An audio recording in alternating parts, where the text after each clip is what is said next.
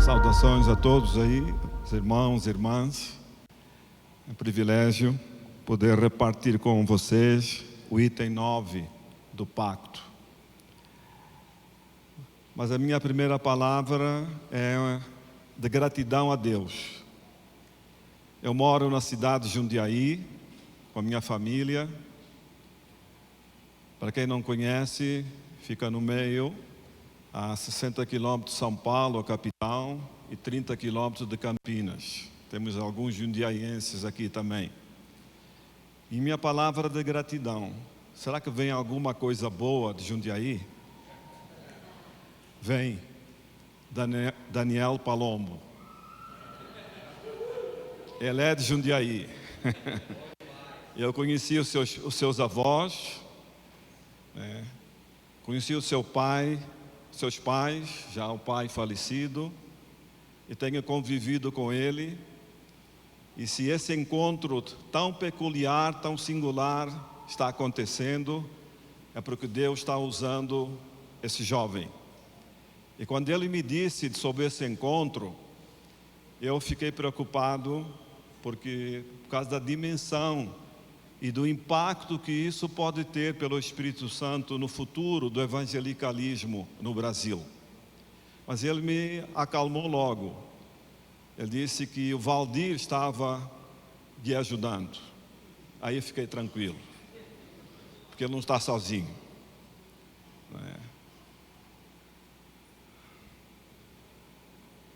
Quando eu soube, eu tenho um grupo de oração que eu reúno semanalmente. E nos últimos 15 dias, então nós oramos por ele, por toda a equipe aqui. Mas voltando a questão do pacto aqui. O pacto de Lausanne 74 trouxe à consciência de todos nós, povo de Deus, vários desafios que estavam sendo negligenciados pelas igrejas em sua missão. Ouvimos muito sobre o desafio da injustiça social. Quem não ouviu? Dói o nosso coração ver imagens de pessoas, crianças subnutridas, quase esqueléticas, perambulando pelas nossas cidades e por muitas regiões do mundo. Há, no entanto, à luz do item 9 do Pacto de Lausanne, uma outra desigualdade que ofende a Deus, aquilo que eu chamo de injustiça espiritual. Tem a social, mas tem a injustiça espiritual. Afinal, o que é isso? É a trágica negligência da dimensão transcultural da missão por um bom segmento de cristãos e de igrejas no nosso país e no mundo.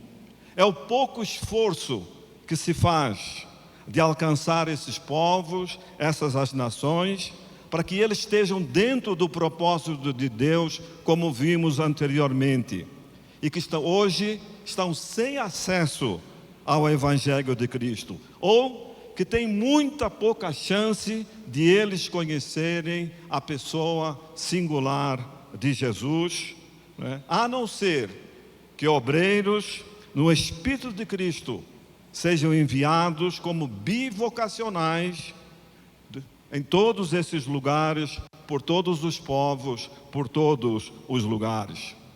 Daí o grito de Paulo em Romanos capítulo 10. Como crerão se não ouvirem? Como vão ouvir se não forem enviados? Como é que vão ser enviados se não forem sustentados? Oh, quão belos e formosos são os pés do que anunciam boas novas. Conforme Lausanne 1, em 74, havia 16 mil povos com a sua própria língua, com sua própria cultura, sua própria arte, a sua própria música, que não tinha nenhum representante da Igreja de Jesus. Lausanne 2, 89, Manila. A estatística demonstrava 12 mil povos sem acesso ao Evangelho. Em Lausanne 3, 2010, na cidade do Cabo, eram 6 mil povos sem acesso ao Evangelho.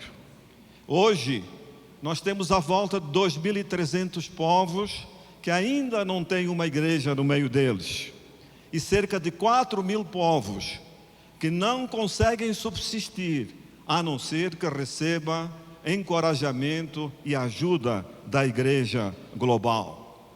Lausanne IV, em setembro do ano passado, em Seul, apresentou um documento chamado o Status da Grande Comissão, com muitas informações ali sobre os não alcançados.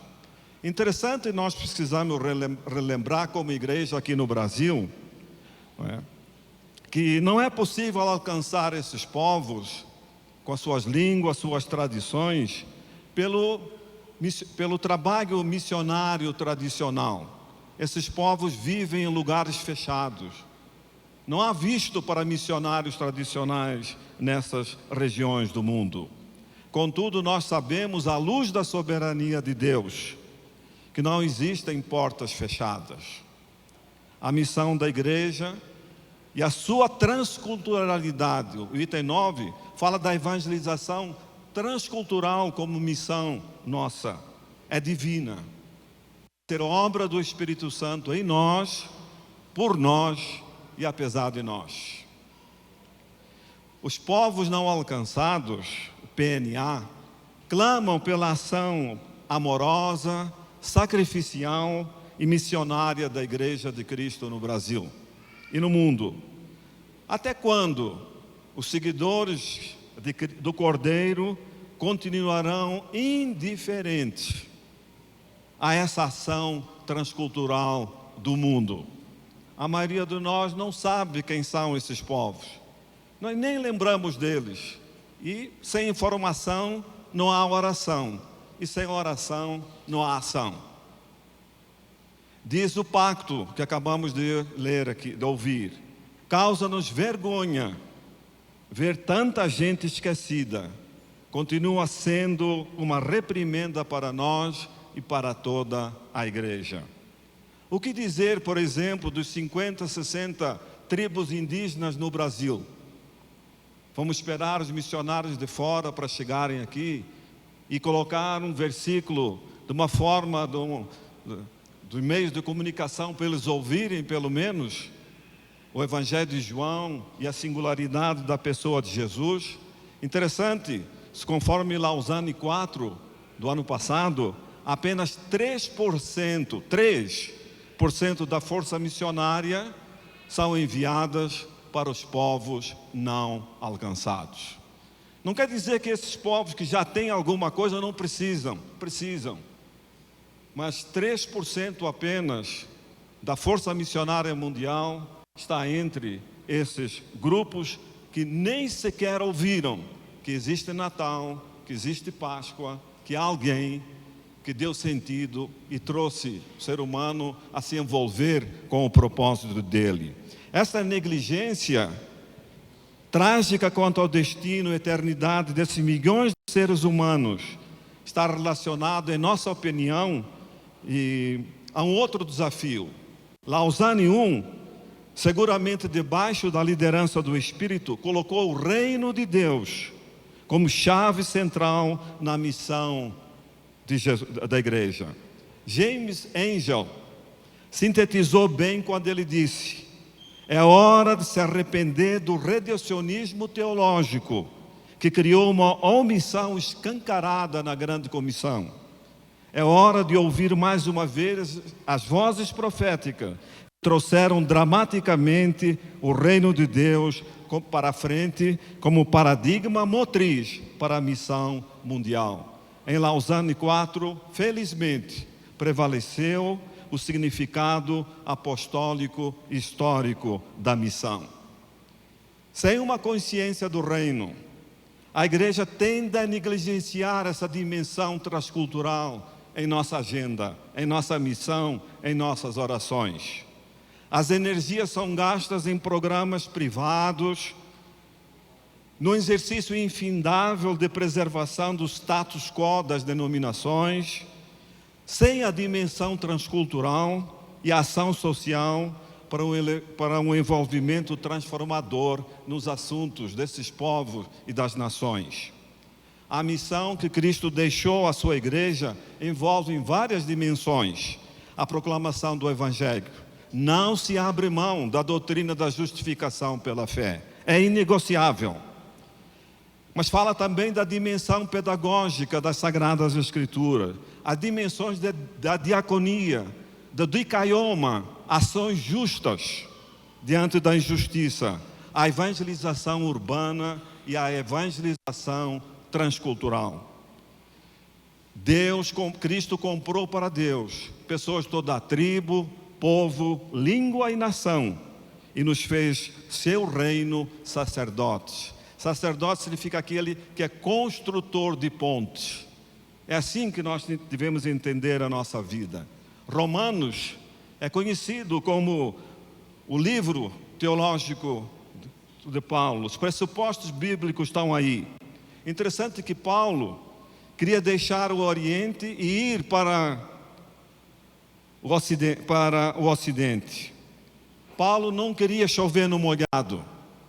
Ele diz para as igrejas da Ásia Menor que o meu tempo aqui já se cumpriu. Eu quero chegar à província romana da Espanha, que naquela altura seria talvez a última parte do mundo.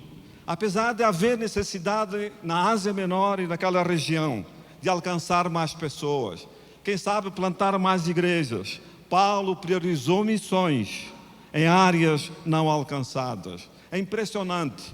Tinha uma consciência do seu tempo. De outro lado, a consciência do plano de Deus para a história, que nós podemos conhecer em Cristo. E Paulo, não querendo chover no molhado, ele diz no versículo 20 do capítulo 15 de Romanos: eu quero anunciar o Evangelho onde Cristo não houvera sido anunciado, para não edificar sobre o fundamento alheio. O que isso tem a dizer para todos nós, nas nossas igrejas e nosso sentido de missão hoje? Conta, na Ilíria já existiam comunidades que podiam completar a evangelização. Os povos da região já tinham acesso ao Evangelho. De alguma forma, a Espanha agora é o seu alvo. Paulo escreve tudo isso para convencer a igreja de Roma para o programa de adoção missionária, que através dessa igreja pudesse chegar à província romana da Espanha. A missão transcultural da igreja não é uma empreitada triunfalista. Não é um projeto de um grupo denominacional ou de uma agência missionária. É salutar relembrarmos que é o Cordeiro que está em pé como que imolado. Mas esse Cordeiro está também no Monte Sião, lugar onde está o trono de Deus. É a dialética da fraqueza e da força, da cruz e da ressurreição. O Cordeiro foi morto antes da fundação do mundo. É um termo ímpar, de dimensão pastoral e terapêutico, mas também um título litúrgico e missiológico. Foi Paul Stevens, para mim, um dos grandes homens da espiritualidade bíblica, que disse: os cristãos acreditam, ainda que pareçam loucura para o mundo, que a cruz de Jesus é a alavanca que pode mover o mundo e lidar com o mal radical. O Cordeiro imolado é onipotente. Perguntaram certa vez a um filósofo hindu, o nome dele é S. Radhakrishnan, o primeiro presidente da Índia, se não era uma arrogância a afirmação de Cristo: eu sou o caminho. Olha o que o filósofo hindu disse: não é uma arrogância se é dito no Espírito de Cristo. Esse Espírito de Cristo que é o Espírito também de Lausanne deste 74. Enquanto houver um povo, uma nação, que não tenha um representante da Igreja de Jesus no meio deles, esse povo está em silêncio, aguardando uma mão estendida, sacrificial, amorosa, autossacrificial, como foi o Cordeiro morto antes da fundação do mundo, para que nós cheguemos até lá. O projeto de Deus foi estabelecido na eternidade, já que Cristo foi morto antes da fundação do mundo. mundo é global, é multiétnico e é multirracional. Nas palavras do missiólogo britânico Leslie Newbigin, que despendeu 30 anos da sua vida no sul da Ásia, ele disse o seguinte: a igreja é uma comunidade em via a caminho dos confins da terra e do fim dos tempos. Essa é a nossa missão, para que os povos tenham acesso a esse propósito de Deus e do Cordeiro morto antes da fundação do mundo. Uma comunidade em via a caminho dos confins da terra e do fim dos tempos. Missionais, sim. Missionários, jamais. Que o sopro do Espírito, né, e a graça do Senhor Jesus seja uma realidade em todos nós e através de nós na igreja brasileira. Amém.